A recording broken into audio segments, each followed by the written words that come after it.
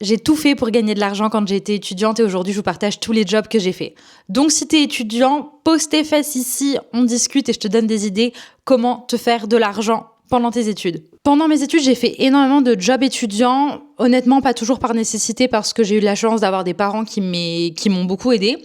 Mais j'ai toujours voulu travailler, toujours voulu avoir des opportunités et tester de nouvelles choses, mettre de l'argent de côté, avoir de nouvelles expériences. Et donc aujourd'hui, je voulais vous partager mon retour d'expérience parce que quand j'étais étudiante, à chaque fois, je cherchais tous les bons plans pour trouver des jobs, avoir de l'expérience. Bien sûr, de nos jours, tout le monde vous parle des réseaux, des choses en ligne, etc.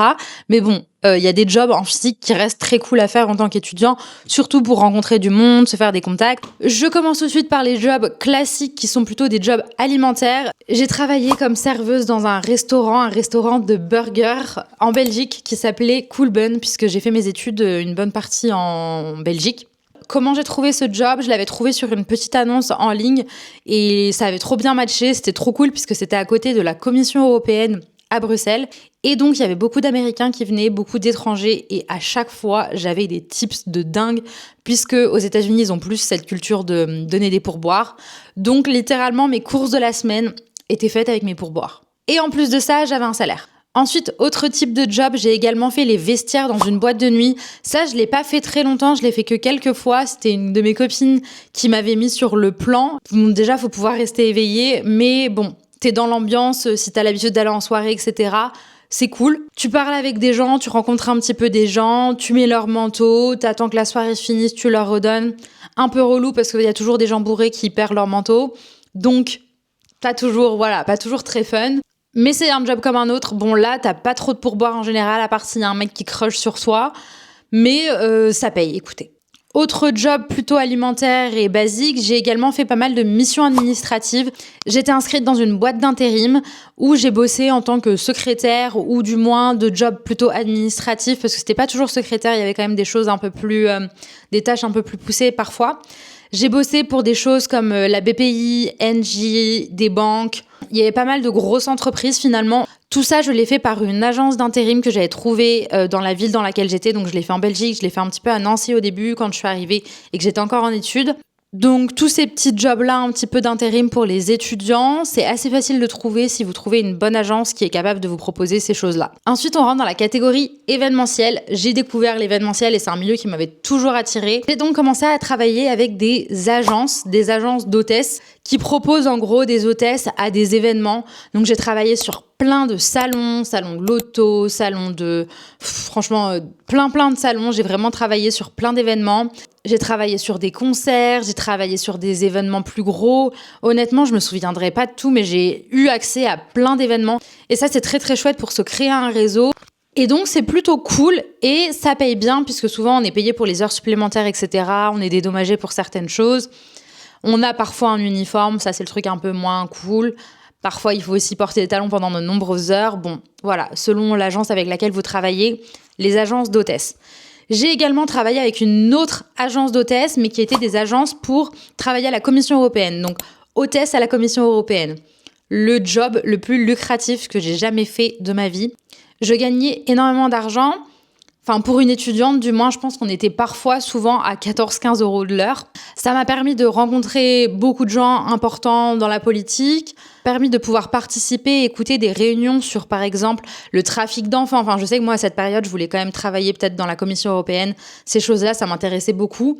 Et donc, pouvoir accéder à certaines réunions, il y avait énormément de... Je pense qu'on se rend pas compte de l'ampleur des choses qui sont discutées, mais il y a énormément de sujets qui étaient très intéressants. Souvent, ce qu'il fallait faire, c'était s'occuper de toute la partie technique, s'assurer que les choses fonctionnent, accueillir les participants, faire des badges, leur préparer les feuilles, tout ce qui est un petit peu administratif. Pas très compliqué, honnêtement. Surtout pouvoir parler plusieurs langues puisque les gens venaient un petit peu de partout. C'était pas des événements ponctuels, donc j'ai fait beaucoup de ces jobs les uns avec les autres. Par exemple, hôtesse, j'étais tout le temps sur la liste où s'il y a un événement, appelle-moi.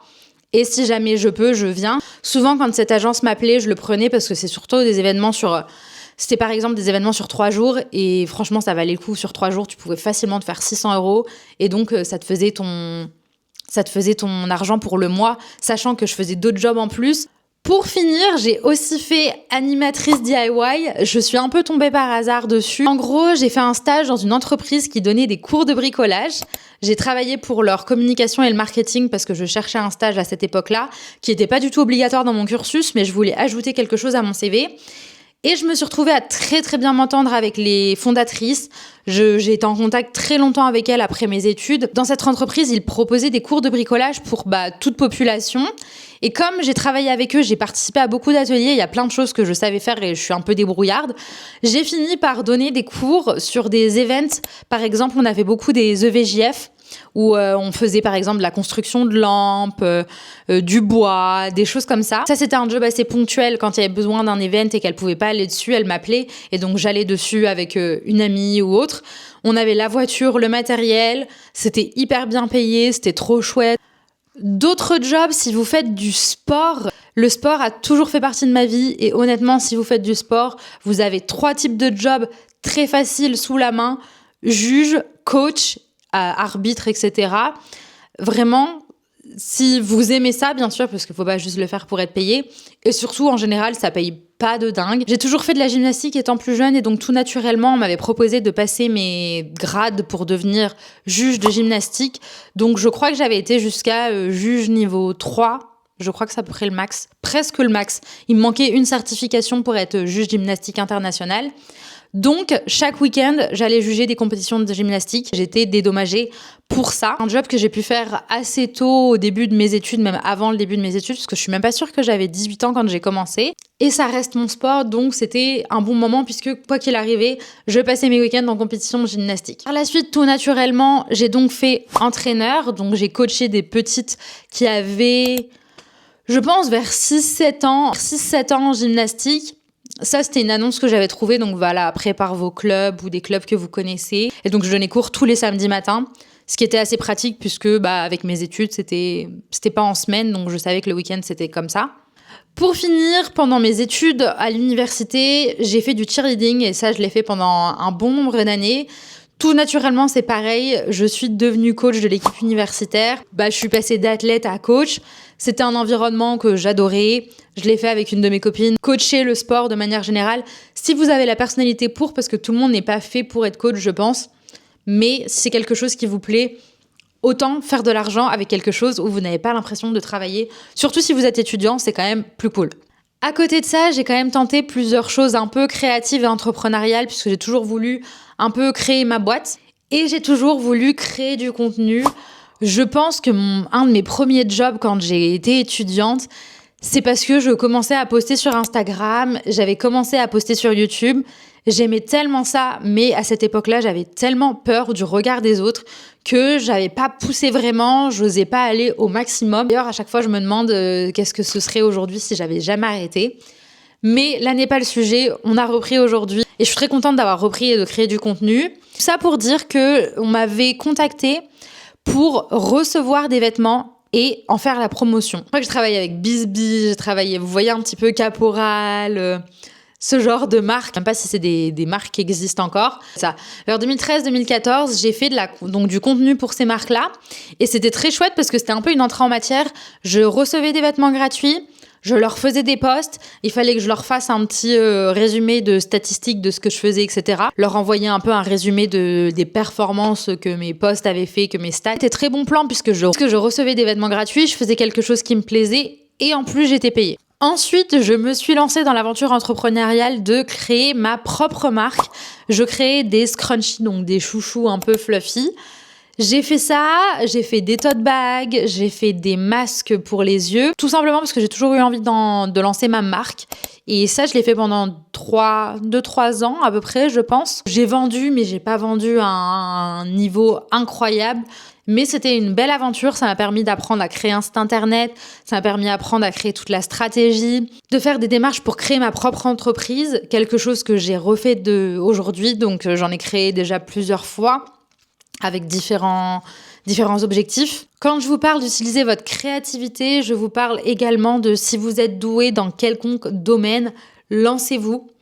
À la suite de ce regroupement entre le sport, donc la gymnastique, le cheerleading, mes chouchous, j'ai commencé à faire des chouchous et des nœuds, je vous montrerai, de cheerleading ou de gymnastique pour des équipes. Alors ça, c'est vraiment un revenu qui est un petit peu plus ponctuel. C'est pas quelque chose que vous pouvez faire tout le temps.